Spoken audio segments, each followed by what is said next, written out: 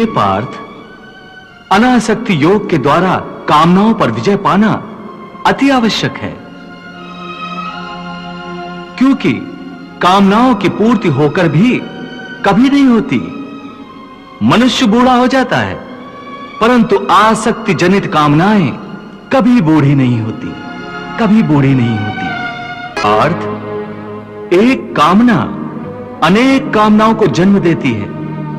हर कामना के साथ मनुष्य की तृष्णा भी बढ़ जाती है और तृष्णा के साथ असंतोष भी बढ़ता जाता है।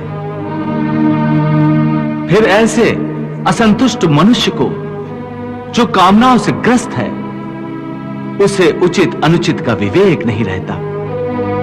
पार्थ, इसलिए मैं तुमसे कहता हूं कि तुम अपनी कामनाओं का त्याग करके स्थित प्रज्ञ बनो। स्थित प्रज्ञ जो कर्मयोग की चरम अवस्था है। वाह प्रभु, वाह, क्या सुंदर बात कही आपने। वाह। हे मधुसूदन, तुम तो कहते हो कामनाओं का त्याग करके स्थित प्रज्ञ बन जाओ,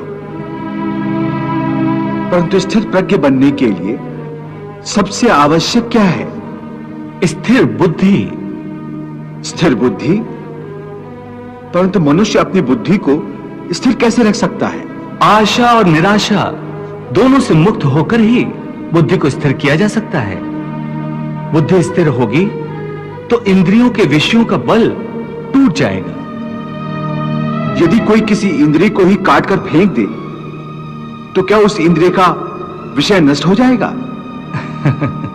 नहीं अर्जुन, यदि किसी दुर्घटनावश किसी की आंखें अंधी हो जाएं, तो यह आवश्यक नहीं कि उसकी आंखें रूप की कल्पना करना ही छोड़ दें। आंखें न होने पर भी उसका मन ऐसे दृश्यों की कल्पना कर सकता है जो उसे विषयों के मुंह में फंसाए चले जाए।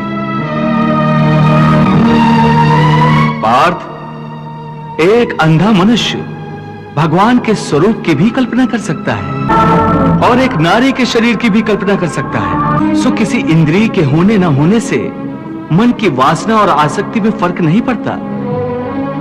हे अर्जुन, तुम यूं समझो कि जैसे कोई मनुष्य आंखें बंद करके यह प्रदर्शन कर रहा है कि वो भगवान का ध्यान लगाए बैठा है, परंतु वास्तव में उसके मन की आंखों में भगवान की मूरत नहीं, अपनी प्रेमिका का शरीर घूम रहा है। इसका अर्थ है कि उसकी आंखें तो बंद हैं, परंतु आंखों के विषय उसे फिर भी भ्रमित कर रहे हैं। हे अर्जुन, कई लोग अपनी इंद्रियों पर बड़ी कठोरता से निग्रह करने के लिए बड़े कठिन व्रत और उपवास रखते हैं। कई कई दिनों तक खाना पीना छोड़ देते हैं।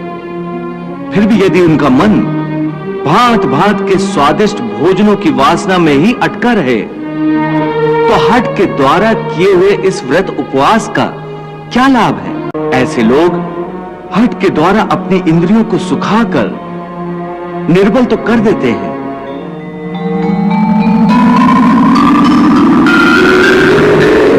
परंतु इससे विषयों की आसक्ति का त्याग नहीं हो सकता। याद रखो, विषयों से अधिक खतरनाक है विषयों की आसक्ति, और विषयों की आसक्ति का त्याग केवल इंद्रियों के निग्रह से नहीं हो सकता। आसक्ति का त्याग केवल मन के निग्रह से होता है। जब मन निरासक्त हो जाए तो इंद्रियां अपने अपने विषयों को भोगती हुई भी इन विषयों से निरासक्त रहती हैं। जैसे कमल का फूल पानी के अंदर रहते हुए भी सूखा ही रहता है, जल की एक बूंद भी उसके पत्ते पर नहीं ठहर सकती। इसलिए मैंने कहा है कि पहले ज्ञान के द्वारा बुद्धि को स्थिर करो। बुद्धि मन को स्थिरता देगी, फिर मन इंद्रियों को इस प्रकार विषयों से खींच लेगा जिस प्रकार एक कछुआ खतरे की जरा सी आहट पाते ही अपने अंगों को अपने भीतर ही समेट लेता है। ऐसे ही वीडियो देखने के लिए हमारे चैनल को लाइक करें, सब्सक्राइब करें, कमेंट करें। जय श्री राधे।